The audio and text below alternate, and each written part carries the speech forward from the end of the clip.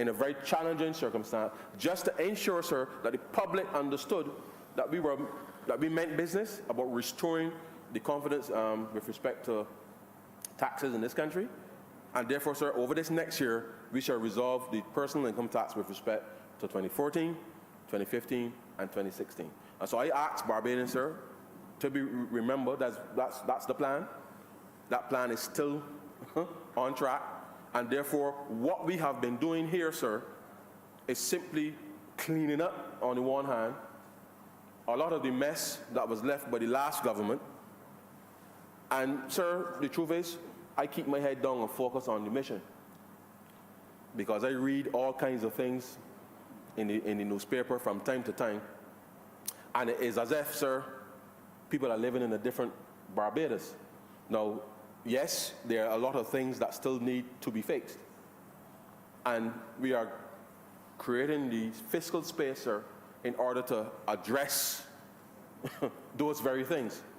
And part of the reason, sir, that it takes time to execute some of these things, and it's not an excuse, but if you're doing somebody else's work, sir, imagine that's what we are effectively doing, sir.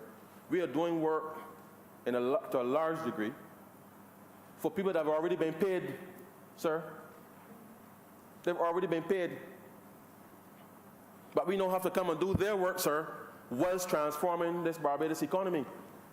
And, sir, we go to work every day to do just that, because the people expect, sir, a certain level of quality service from its government.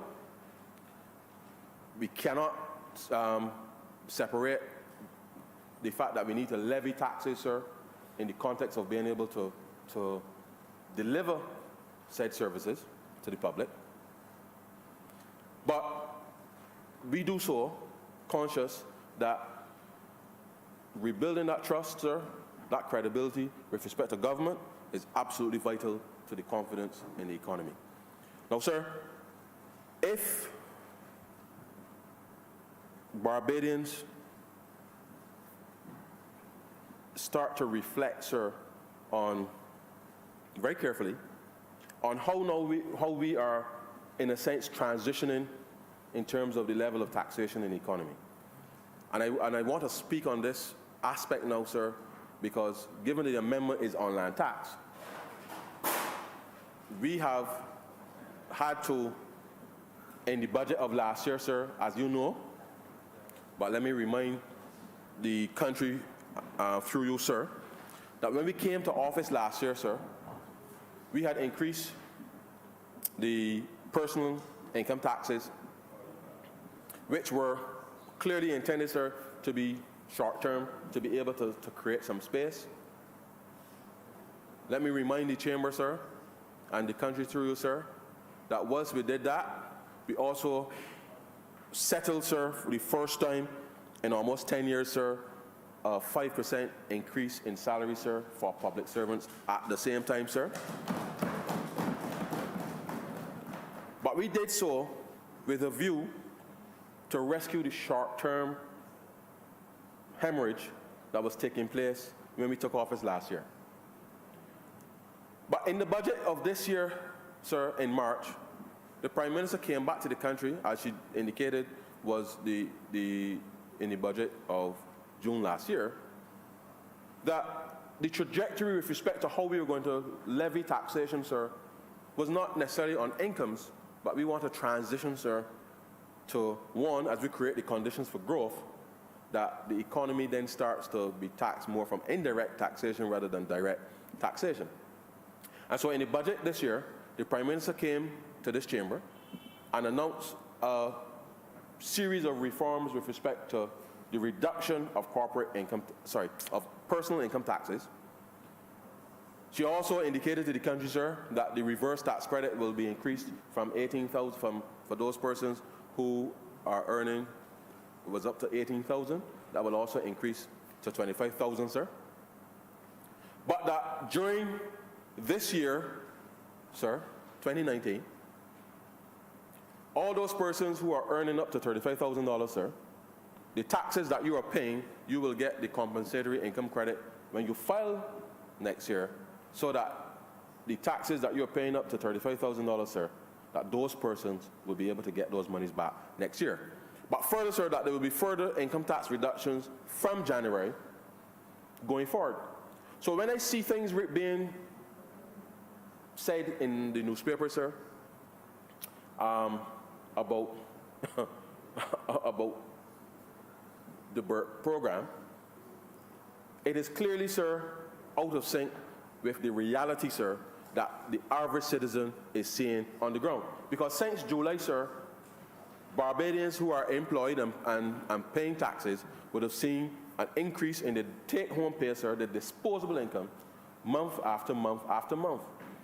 And so therefore, that we anticipate, sir, that going into, certainly into Christmas and into the new year, sir, that we expect that Barbadians will start to feel a little more confident about the circumstances. And, sir, whilst I accept that under the last government, that the level of savings, because the truth is, sir, at the end of 2007, sir,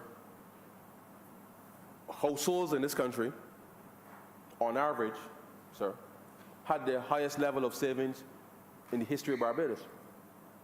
But that moved from that state, sir, in 2007. So when we took office last year, sir, that almost every single household in Barbados, sir, would have been indebted. And therefore, we know, sir, that as we pay back these income tax refunds, and as we pay people, sir, for goods and services that they supplied to government and weren't paid for by the last government, sir, as we, sir, also take the opportunity, sir, to remind Barbados that we are also paying those national insurance contributions for public service that were not paid, sir, in the last 3 years.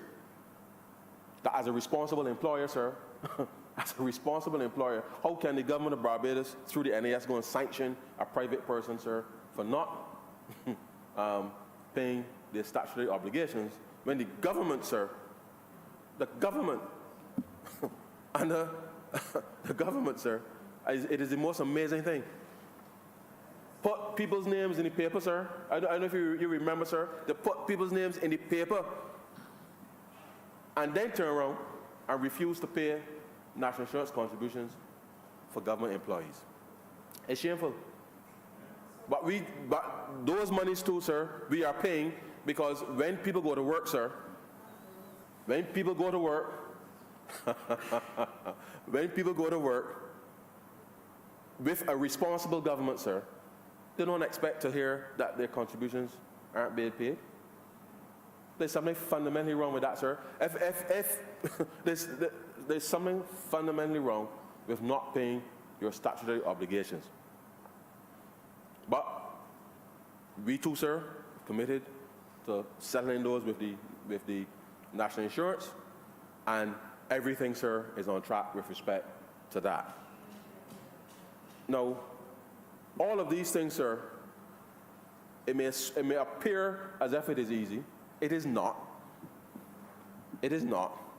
Because we, sir, have had to make a significant, sir, a significant U-turn in the way that we manage, sir, the public finances. And that U-turn, sir, and I want to take this opportunity, sir, if you permit me. I'm reading from the recent central bank report that was issued by the governor for the first 9 months of this year. And I want specifically, sir, to indicate, because it's important that, and I'm reading specifically, sir, from Table 1, which is entitled Economic Indicators, on page 8 of the report, which the central bank governor led to the public just 2 weeks ago, I believe. Now, sir, as I'm looking at these tables here, for 2014-15, sir, the fiscal deficit and I want to use the term very carefully, because the table has the title fiscal deficit as a percentage of GDP. So I just want to go through this very, very carefully. So in case the members of the public may be listening, sir, and trying to understand, on page 8 of the last central bank report, sir, it says fiscal deficit as a percentage of GDP. And in the first column of that, where it says 2014-15, that fiscal year, sir, the fiscal deficit, and it has in parentheses, sir, 7.6. And just for the benefit of the House, sir, when something is in parentheses, sir, it means it is negative, hence deficit. 7.6% of GDP. In 2015-16, sir, it went to 9%. In 2016-17, sir, it went to 5.3%. And then in 2017-18, sir, it was estimated at 4.6. But throughout that period, those last few years, sir, those were the last few years when the government was increasing taxes all the time. And there was never any addressing of how they were spending money, because as you are aware, sir, the debt buildup in those last few years, sir, was so significant that it was literally choking the life out of the economy. But as I come into the last column, sir, and let me just, don't let me go to the last column yet. For 2018-19, because we took over, remember, sir, we took over government in May of 2018. So as I said, 2017-18 was minus 4.6%. By the end of the last fiscal year, sir, 2018-19, we had a fiscal deficit, sir, of 0.3%, which is almost, sir, a balanced budget that we have never seen, sir, for some time. My memory, sir, escapes me. A balanced budget, sir. But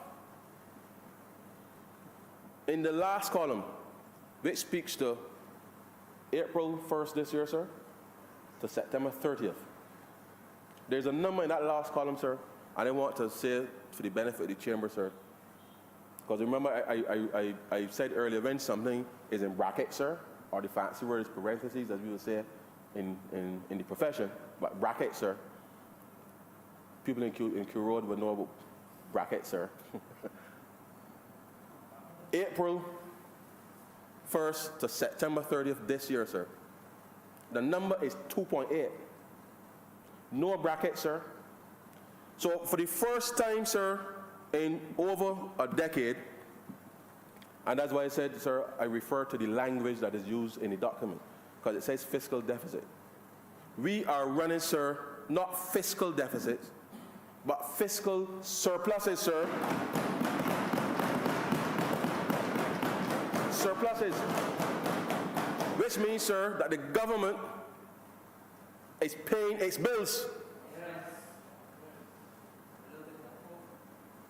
With a little bit left over, because you got to keep something to keep the cash flow flowing and to keep projects going and get the programs going, sir.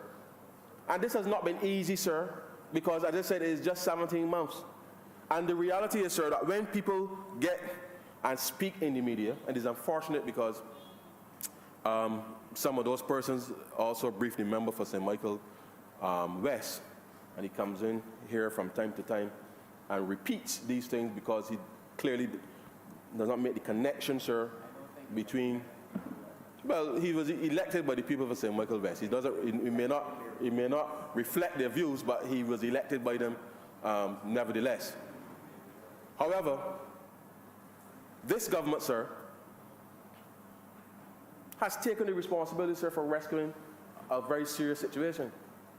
And so I want to indicate that the reason, sir, just so that at the off chance that somebody might try to suggest that there's something wrong with running surpluses, I started part of this debate, sir, by saying that we have been doing old work whilst trying to do new work, sir.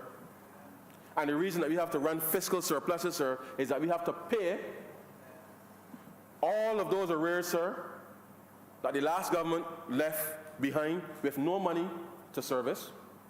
And therefore, we have sought, sir, to reform the way that we manage the public finances through the execution, sir, of the debt restructuring on the one hand. We are modernizing, sir, across government to look at all the processes within our departments to see how we can better and more efficiently service the public. And we shall continue on that path, sir, because if we do not keep on that path, sir, and I say if we do not, the people of Barbados, sir, the people of Barbados have to continue on this path, stay the course, as the Prime Minister would have said in her budget early this year. Stay the course. Because when we asked persons to come on board last year, sir, and they came on board, stay in the course now to not just normalize the way that government is doing its work, but critically, sir, to improve the lives of Barbadians. And we have been working, sir. It pains me, sir, when the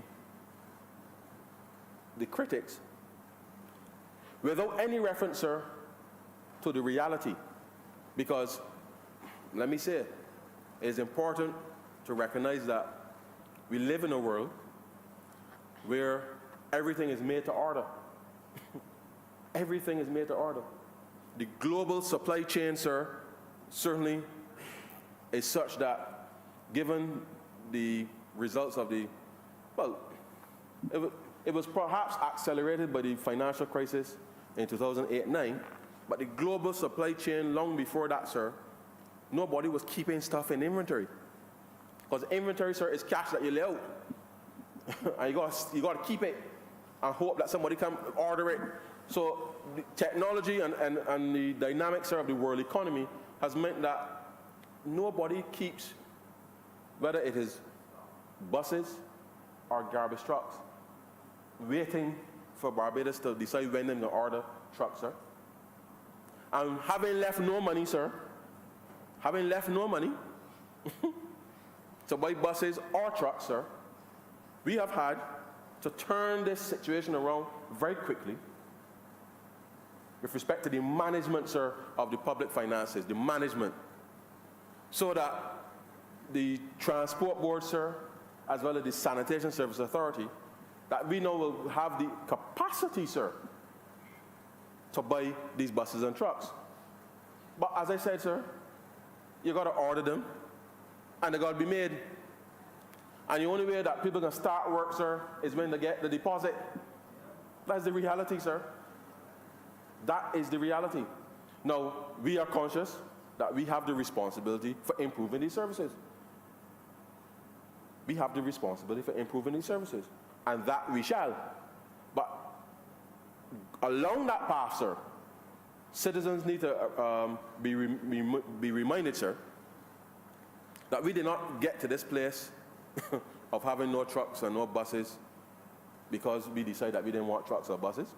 The last government, sir, found everything possible to spend money on, except the very basic things, sir, that are required to improve the lives of ordinary Barbadians.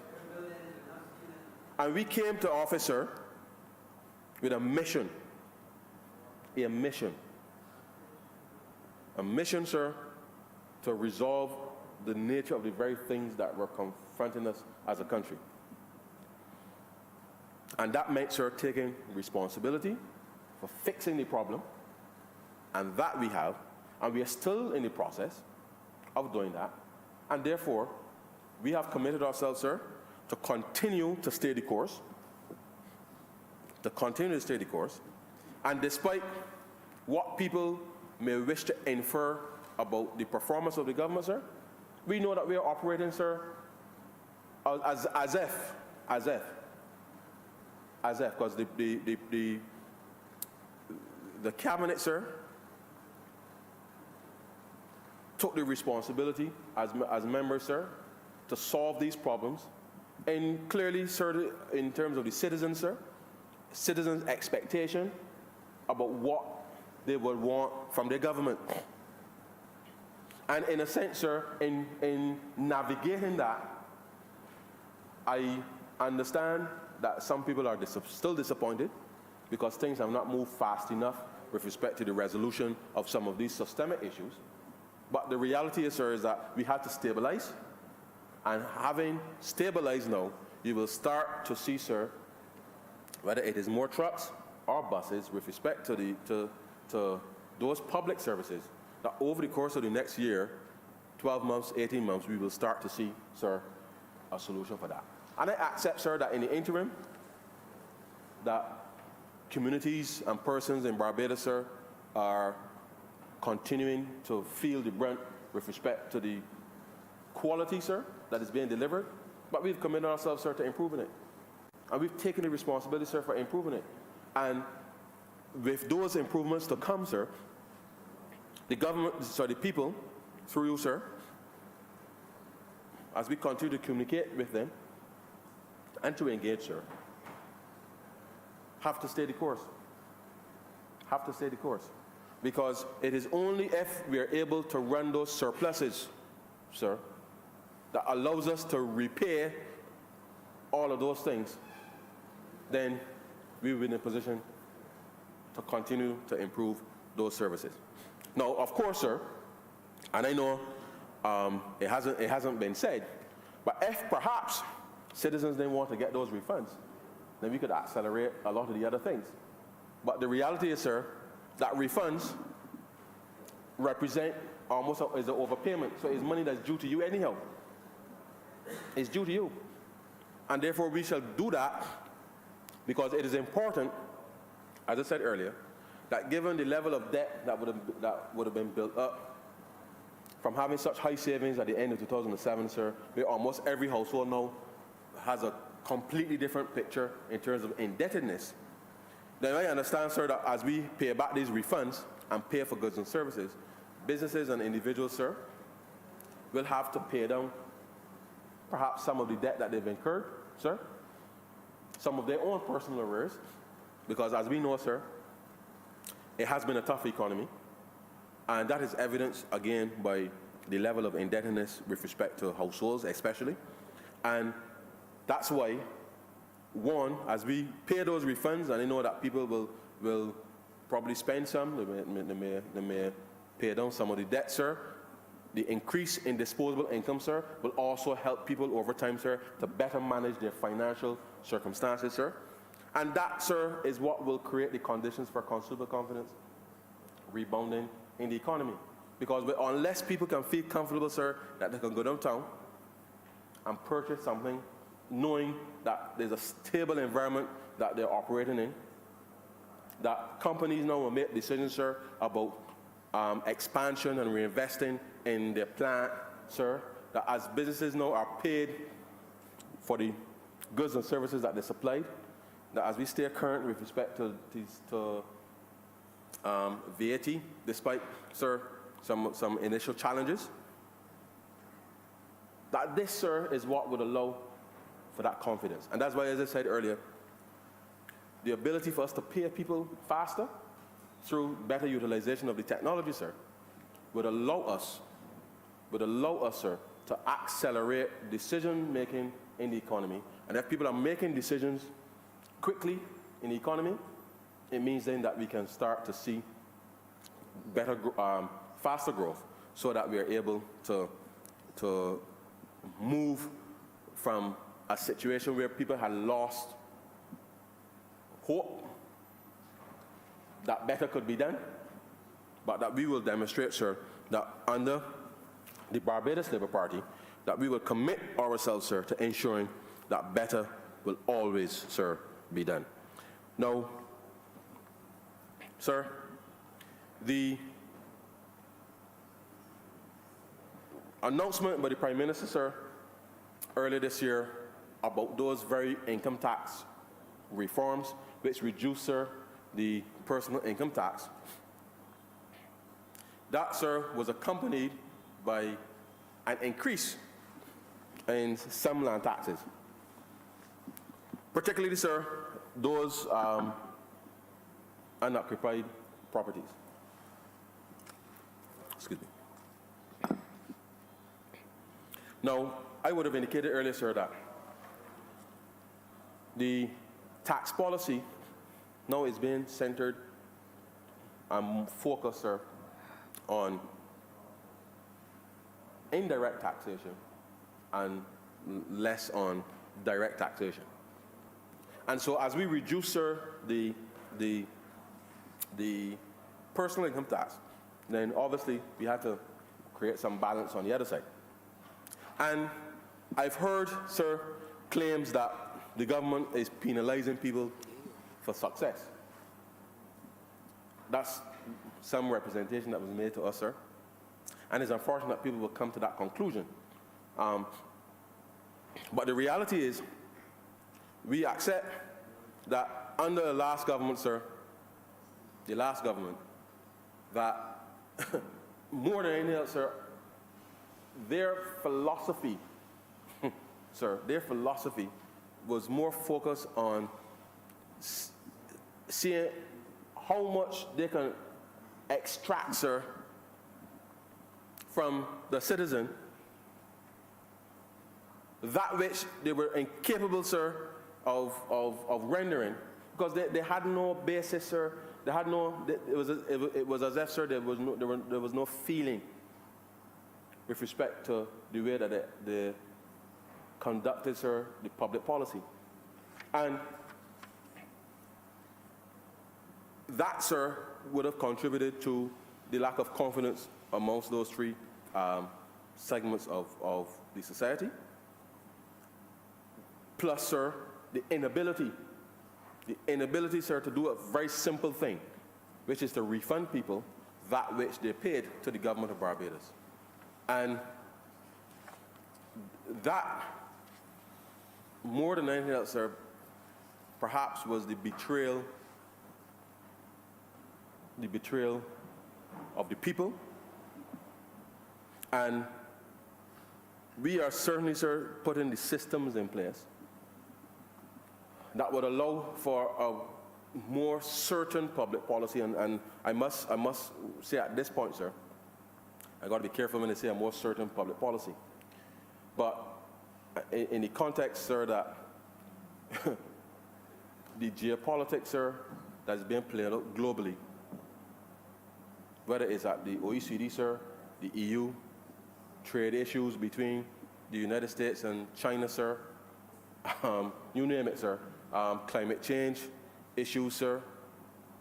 These are things that, as a government seeks to restore confidence and pride and respectability, because you would be aware, sir, that Barbados certainly, whilst we felt over the last 2 years that there was taxation without representation, globally, sir, our voice was glaringly missing from a number of key discussions and debates, which has also left us limping in a sense, because the work that we should have been coming into office with some view of having it settled, we now have to do that work while still trying to get out of this very deep hole, sir, that we are in. And the reality is, sir, that when I speak to a more certain public policy, I couch that in the context that every day, sir, there is something that has the capability, sir, that if left unchecked, and if we don't work aggressively with our regional neighbors and brothers and sisters, sir, that could have the potential, sir, to disrupt the recovery process that is well underway. And that's why I say, sir, it is not an easy contemplation, because we are a sovereign country. We have the absolute right, sir, in this parliament, sir, to determine what level of taxation that we as a country will want to levy, especially, sir, given that we have mandated certain fundamentals that are important to us as Barbadians. And we have committed, sir, that so long as the Barbados Labour Party forms the government in this country, that education, sir, will remain free from nursery to tertiary, because that, sir, is critical to the development of Barbados.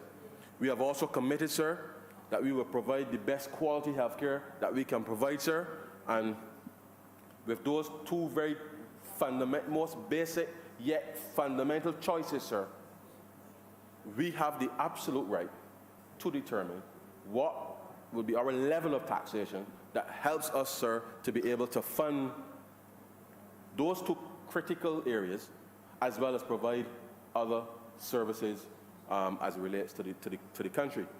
And therefore, we have to, sir, be always conscious of others trying to determine for us what, or dictate to us, I should say, what we should tax our citizens and what we should not.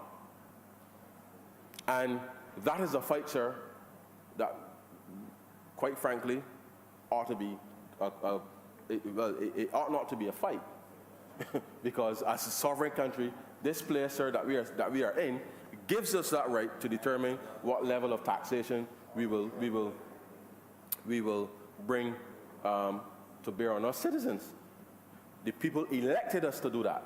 And therefore, sir, when we have to go into different fora and argue as to what our right is, then it suggests that something isn't quite right, sir. And given that we are moving into independence, sir, on November 30th, it reminds us that we cannot take, sir, our independence for granted, and that we have to continue, sir, to discharge our affairs in a way that allows us, sir, the kind of, I say separation, only in the context that if you're relying on people, sir, for as we've found ourselves in a situation now. I said found ourselves. That's a nice way of putting it, sir.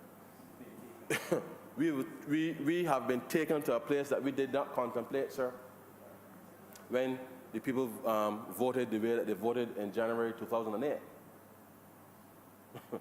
And the reality is that the very nature of the public policy pursued, whilst that was flawed, because of the current global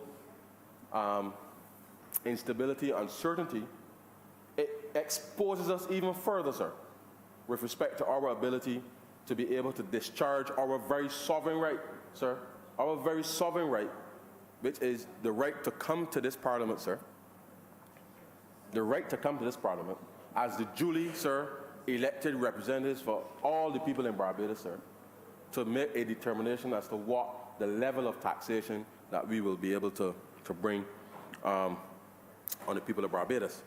And whether we like it or not, sir, we have to be vigilant. We have to be vigilant. And as independence is in the air, it is a reminder, sir, that our work continues in the defense, in the sense, sir, of this realm called Barbados.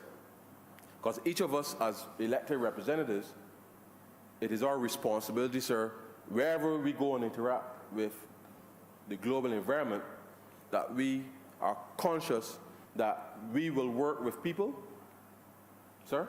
We will form the appropriate partnerships to be able to execute our foreign policy, sir, as consistent as we would have it.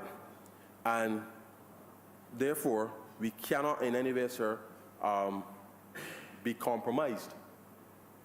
Be compromised. And our ability in this place, sir, to determine, it is the right of self-determination, sir. And the most fundamental thing of self-determination is the right to levy taxes.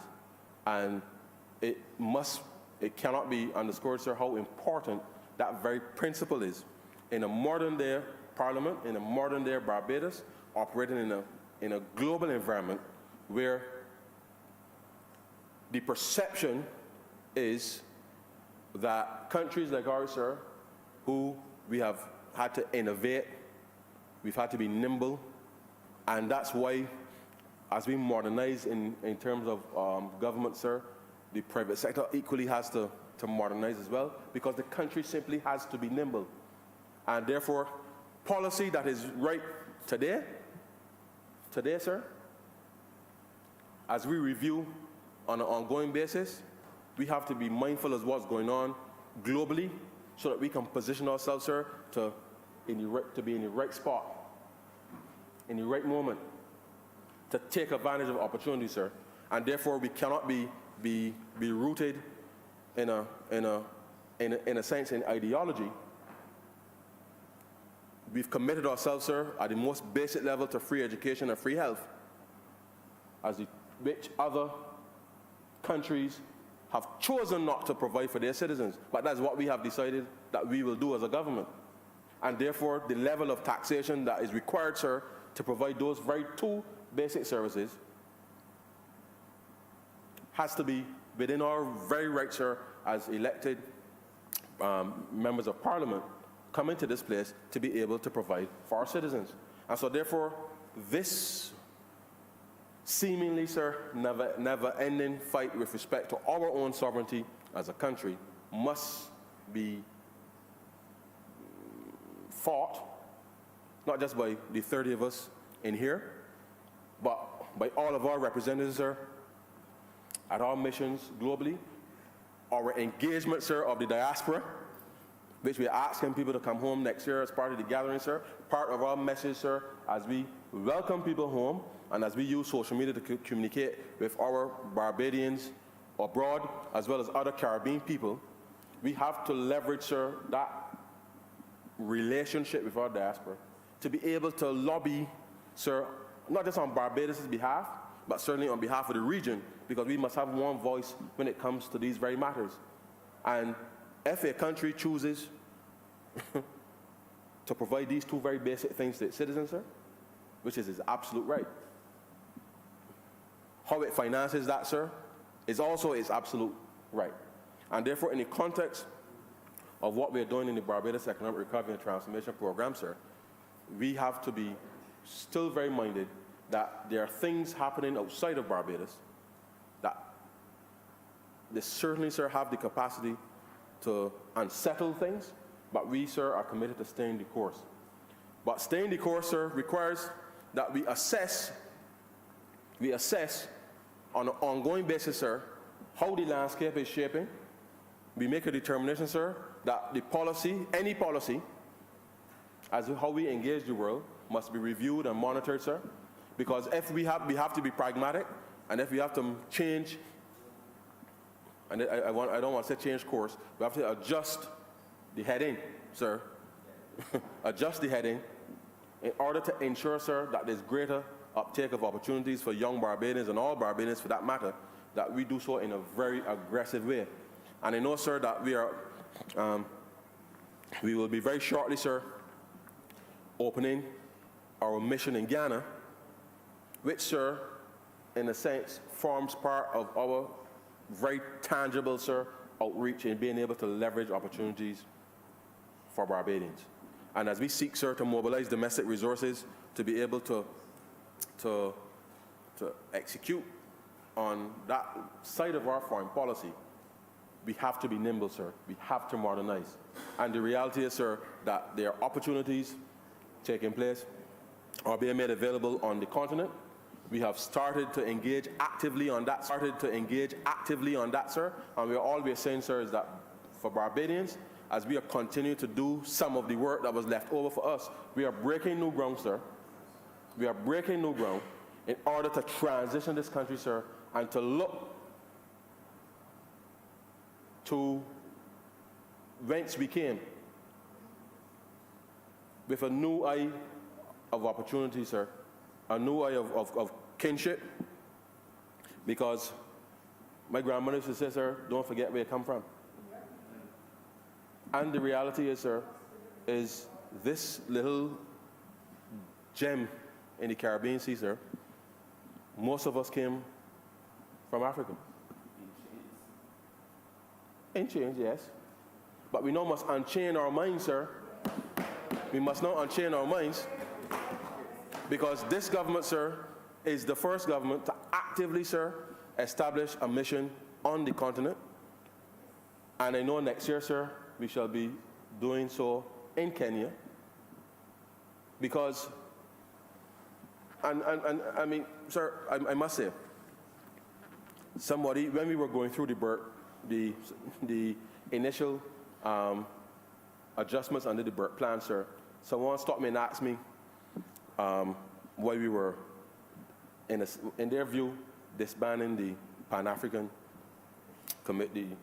the Pan-African Commission.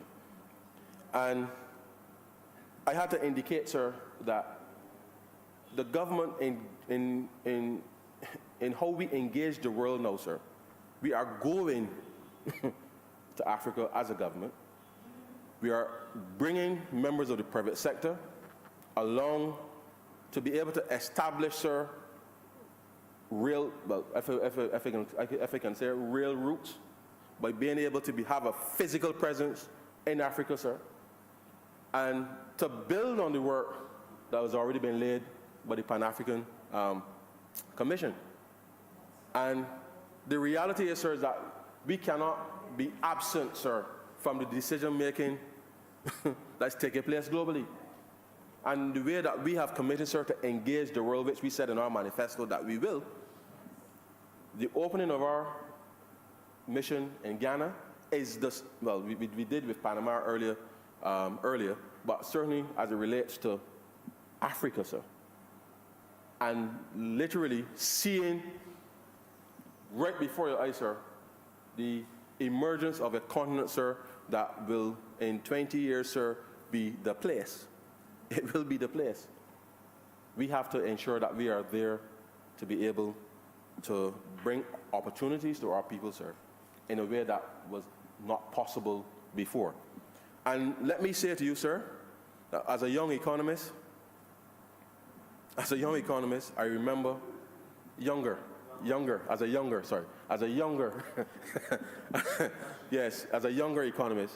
I remember, sir, when we would talk about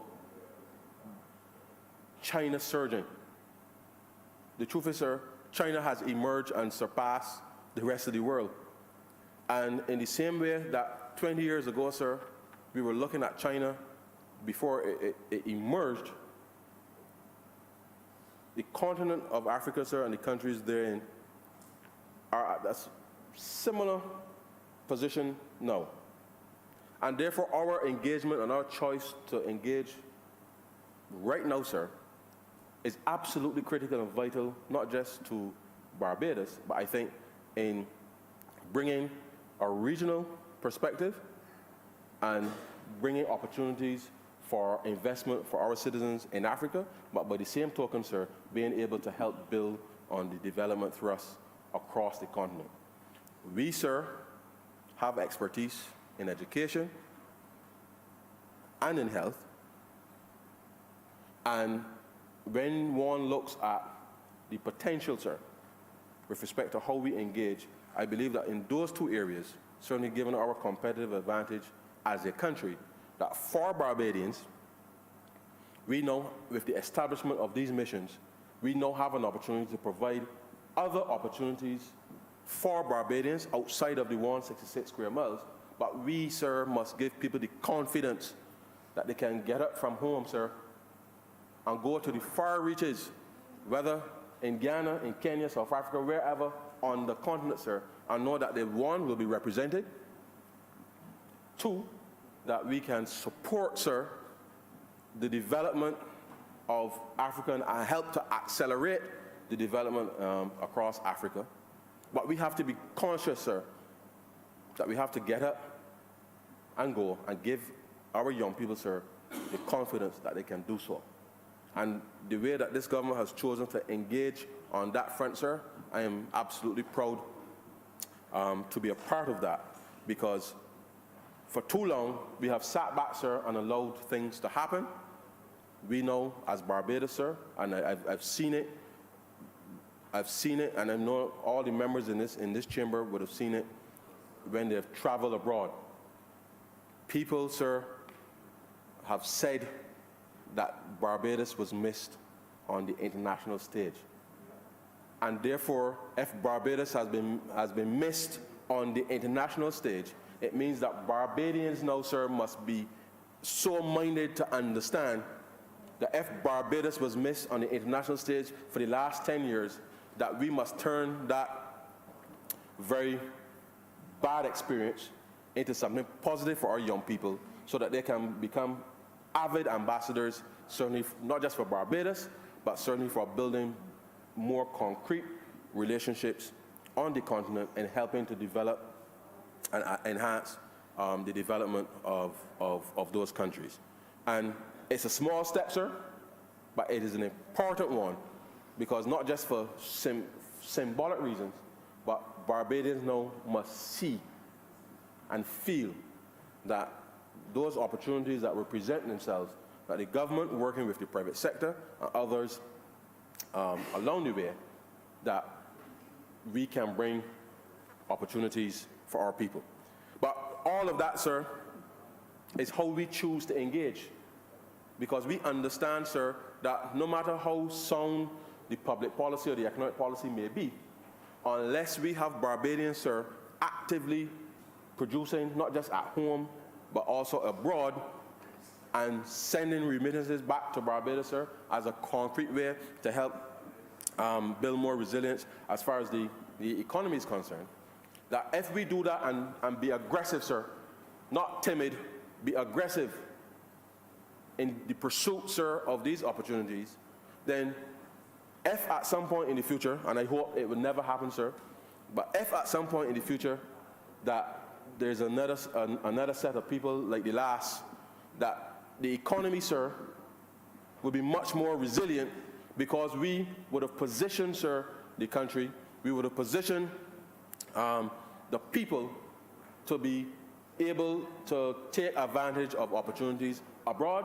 which could potentially, sir, insulate the average Barbadian from the making of bad public policy by what we observed in the last government. And this, sir, is absolutely important, because no matter how we create the space fiscally, domestically, sir, it is that external engagement that allows us, sir, to be able to maintain a quality of service, the quality of our lifestyle, sir, in Barbados, and we now must supersize, in a sense, the engagement for young people in order to be able to take advantage of these opportunities. Now, sir, I've been very deliberate in my discourse this morning, because too often the conversation is narrowed about what's the level of taxation and what's this and what's that. And it's important that people understand that whilst you have points along the way, sir, points along the way that are signposts or markers for progress, that all of this is happening out of a circumstance to remedy a very deep hole that we found ourselves in, and we are about to emerge from that hole, and at the execution of our external debt, we may just about to be able to emerge from that hole, sir. But in moving forward, sir, it is critical that Barbadians appreciate that the public policy stance is going to be focused on indirect taxation, and this is part of what that mechanism would be. So let me just, sir, go through very, very, very briefly the amendments before the chamber as it relates to these land taxes, and to remind the country that the tax write-off, as we've done with the personal income taxes, the corporate taxes, the VAT, that the write-offs as it says here, sir, an act to amend the Land Tax Act, Cap 78A, to provide for a write-off of outstanding tax, penalties and interest for the period commencing from the 1st of April 1981 to the 31st of March 2001.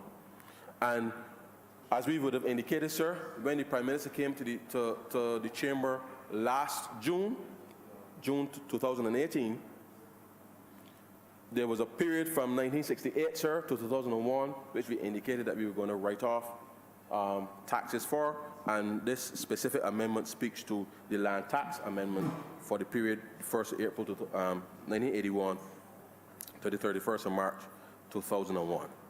It also speaks, sir, to a waiver of the amount payable as penalty and interest on arrears for the taxes for the period commencing 1st of April 2001 to the 31st of March 2018.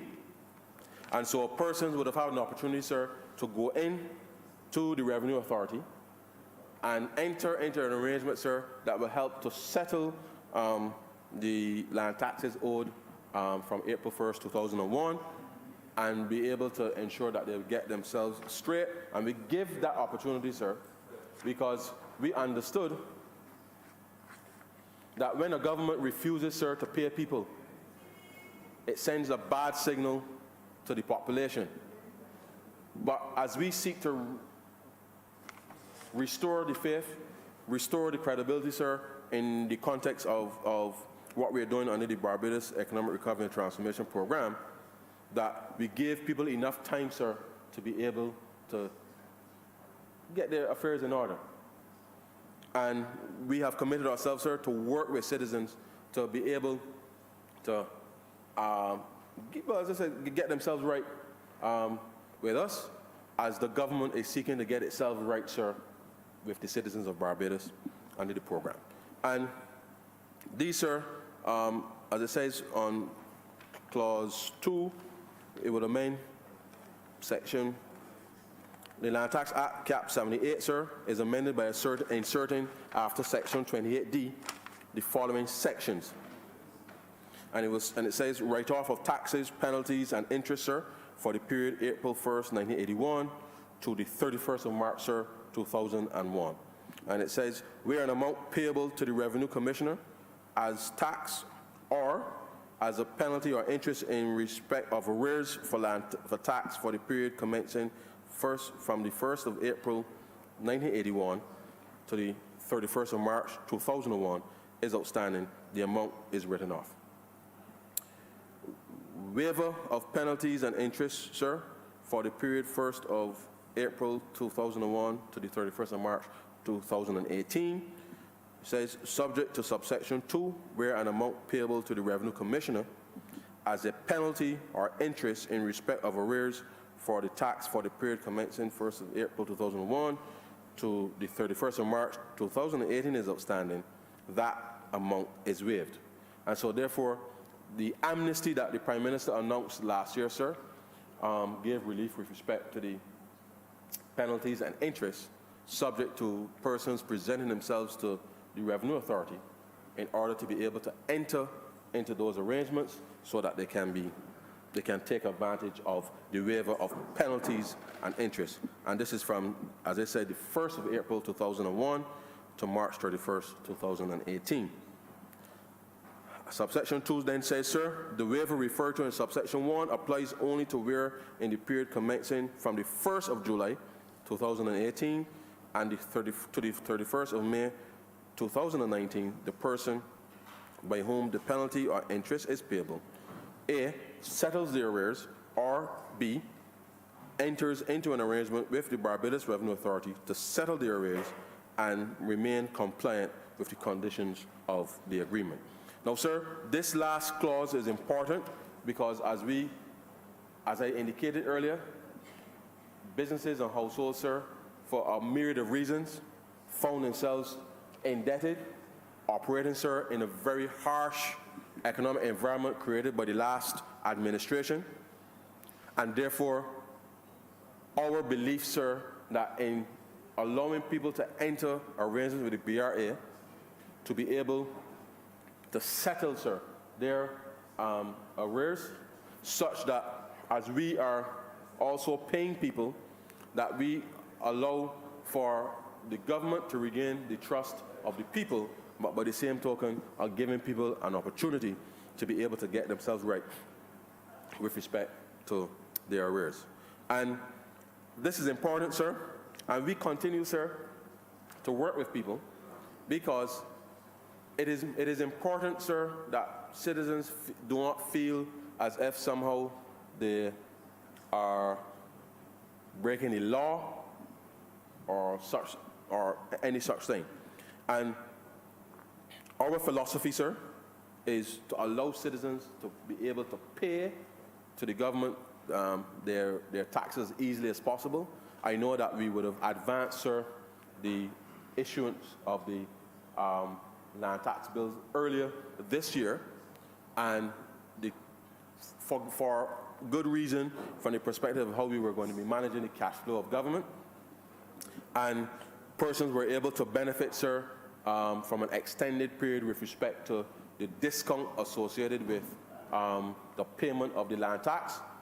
And this is something that will evolve, sir, because fundamentally, part of the solution with respect to not just as it relates to land tax, but certainly we are working, sir, to revamp the Revenue Authority, where the collection of taxes, and I say online, but whatever digital mechanism is available to persons is what we are working on in order for citizens to be able to engage government. And it will mean, sir, it will mean that rather than people walking up to the counter, sir, to either pay by debit card or credit card to get the receipt, sir, because I know that we are still very conscious that we need a receipt that gets stamped. And receipts that get stamped, sir, there's nothing wrong with that. But I can give you the receipt, sir, that stamp, I can give you that digitally. And we have to work, sir, with the citizens to transition through this process, because I don't want to see people stand up in line, sir. We are working to solve, a number of other procedural matters related to the Revenue Authority, because quite frankly, sir, I say we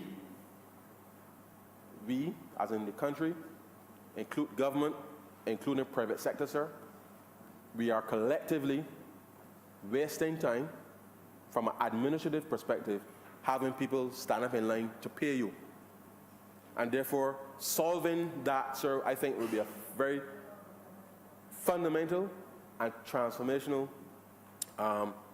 reform for the entire economy, because we then can move from the administrative process of dealing with the time that it takes to deal with these queues, which could be dealt with online and delivered online, so that whether it's government or the private sector, sir, that you only have to come to the office if there is a real problem.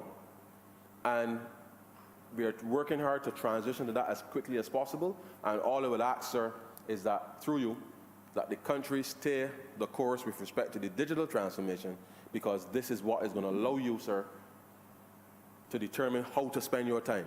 So rather than having to line up, sir, and stoops that the cashier go on lunch, and because, sir, the cashier's got to eat too.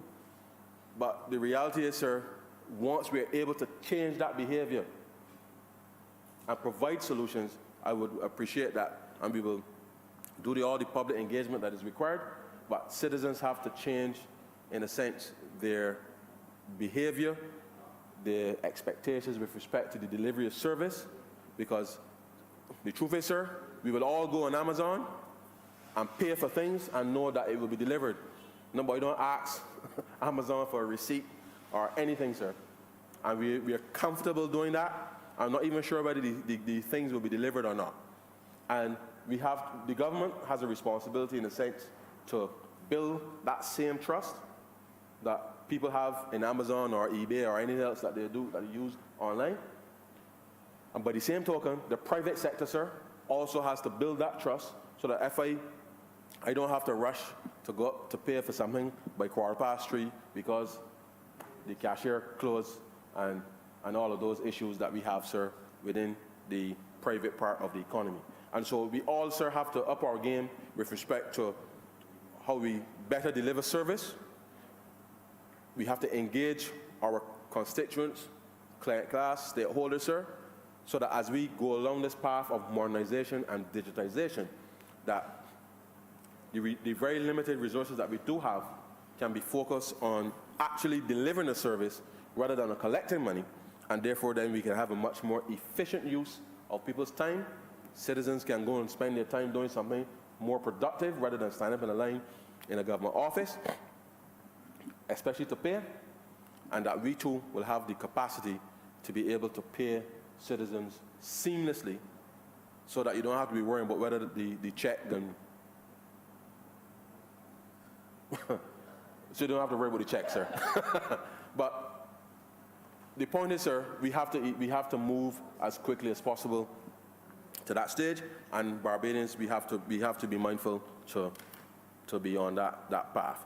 And so this is just, sir, just one of those reforms that we are continuing with respect to the BERT program. It is not yet finished by any stretch of the imagination, and therefore we will continue to come to this Parliament, sir, to alert the country what's happening. We will use all the other opportunities for engagement. But let me just, sir, before I conclude with just a few words. We still, no, I'm discussing payments, sir. There still is, as we modernize, sir, and I know we'll have a more substantive debate on this, but as we modernize and we're talking about payments, there are still citizens, sir, up to sometime on the weekend. Someone messaged me to say that somebody was trying to suggest that I was asking them for grant money or something, sir, in terms of social media. And sir, we cannot repeat this often enough for our citizens. In a digital world, one must be careful, sir, with respect to the information that you give to people. And I know that we will download apps and we will put all kinds of information in the apps and what have you. But, sir, no politician that I'm aware of in Barbados will be asking any citizen, sir, to provide any bank information for grants or, $50,000 and all of that, sir. And I want to say to Barbadians that when you are inundated via social media with such requests, I want to assure you, one, is not me. But two, I rest assured, sir, that it's not any member of this chamber asking for monies to be, or any financial information or any such thing, sir, because that is not how a responsible government operates. Anytime, sir, that you have to engage any government office or anything, it has to be something official, sir, either through the Revenue Authority or something that the Treasury Department, sir, which has the responsibility, sir, for payments in terms of a digital space, that the appropriate portal will be made available online for persons to be able to pay government. And therefore, there's no substitute unless it is something that is offered through your digital banking services, which when you go and you log into your digital banking, that you can set up and pay for a specific government service, that is perhaps the only alternative to coming through a government portal to be able to pay. So it is important, sir, that Barbadians accept that as we are digitizing, there will be people out there, sir, seeking to access your information, including, sir, where you live, your date of birth, all of these things that they can potentially use, sir, to go and borrow in your name. And then when the financial institution come looking for you, sir, you have absolutely no idea as to what was done, because you might have inadvertently, sir, given your details to somebody who would use them in a way that was not at all professional. But we will have a more substantive discussion on that, sir, when, as I said, sometime next year with respect to the payments ecosystem and the legislation that we want to bring to govern payments in Barbados. But, sir, we have achieved over the last year a level of stability. There's still a lot more work to be done, and these amendments before the chamber represents one of those aspects from the budget of last year with respect to the write-off as well as the waiver of penalties of interest to allow Barbadians who haven't suffered under the last government, sir, with taxation without any effective representation, that this government, sir, has allowed them the opportunity to be able to come and work with the Revenue Authority, to be able to set themselves right, so that as the government itself, sir, repays those tax refunds, repays those arrears for goods and services, sir, pays the national insurance contribution, sir, for the last 3 years for public servants, sir, that as we do this, we have turned from running, sir, as I mentioned earlier, fiscal deficits now to fiscal surpluses, sir. And as we do this, sir, we will stay the course with respect to being able to keep the Barbados economy going. We anticipate, sir, that with every week, every month, that as the government continues to make progress on the macro front and being able to discharge these payments on time to businesses and to individuals, that as we restore normalcy with respect to the management of the public finances, sir, that underlying confidence amongst consumers as well as businesses, sir, that we anticipate that going into next year, we will see a number of reinvestments, a number of projects started,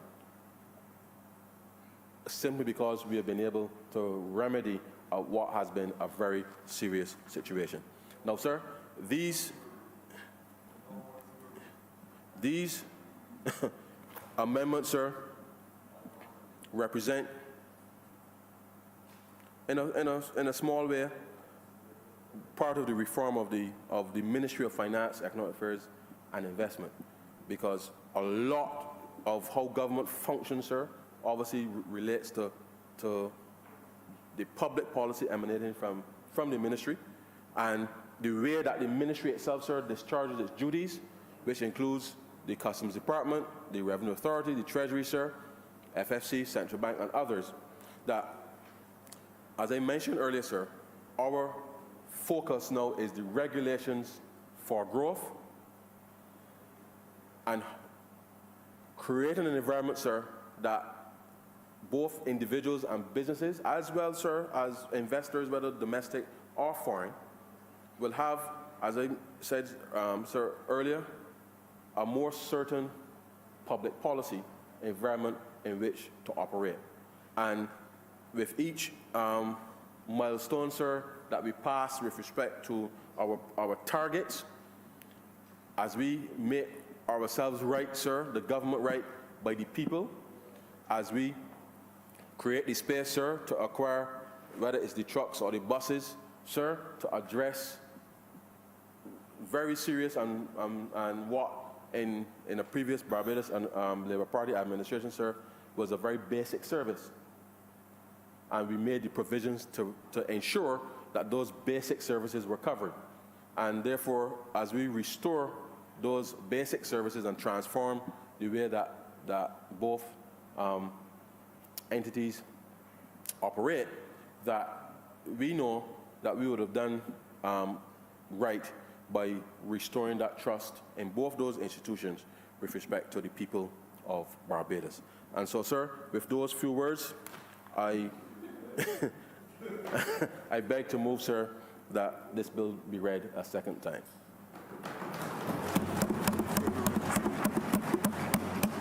Honourable for the City of Bridgetown.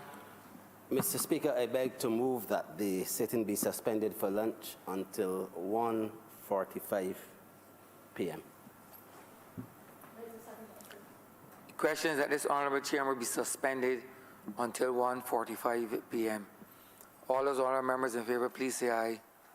Those against, please say no. We take the ayes have it. This honorable chamber stands suspended until 1:45 p.m.